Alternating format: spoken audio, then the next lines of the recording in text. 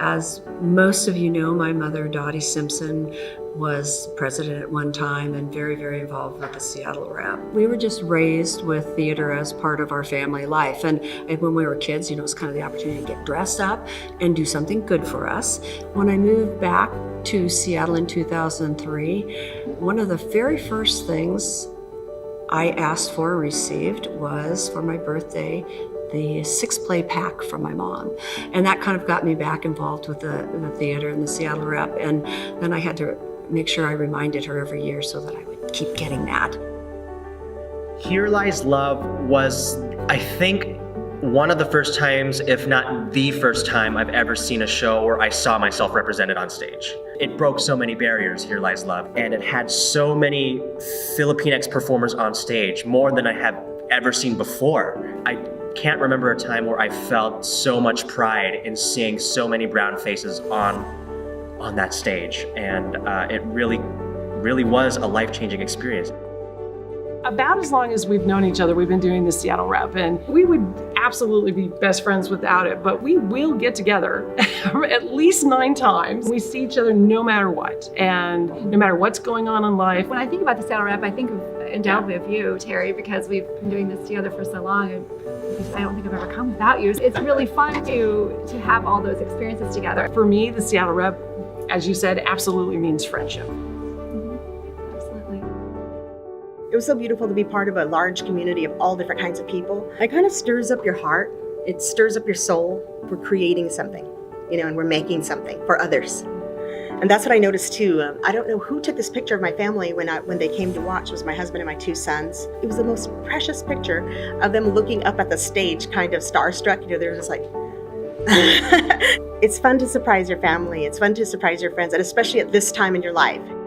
My husband and I subscribed from the very first season, 1963. I, from the very early days, have been active in the volunteer organization. I believe you were a founding member of the Seattle Repertory Organization. She also served on the board. We were working in the scene shop. We worked in the costumes. I remember learning the commercial machine, and I actually sewed together Galileo's costume. The Rep has been our life for over 50 years.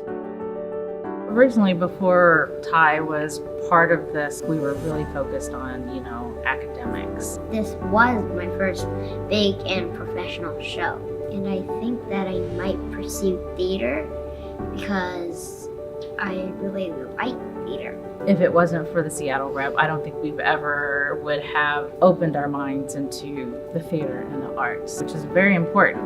Opens the doors and opens the minds and opens their creativities. I would gladly do this again.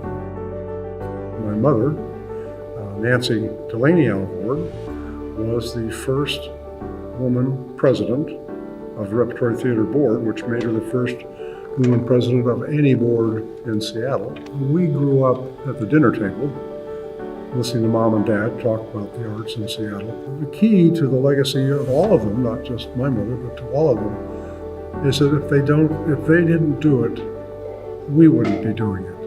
If they didn't do it, we wouldn't be expanding on what they did.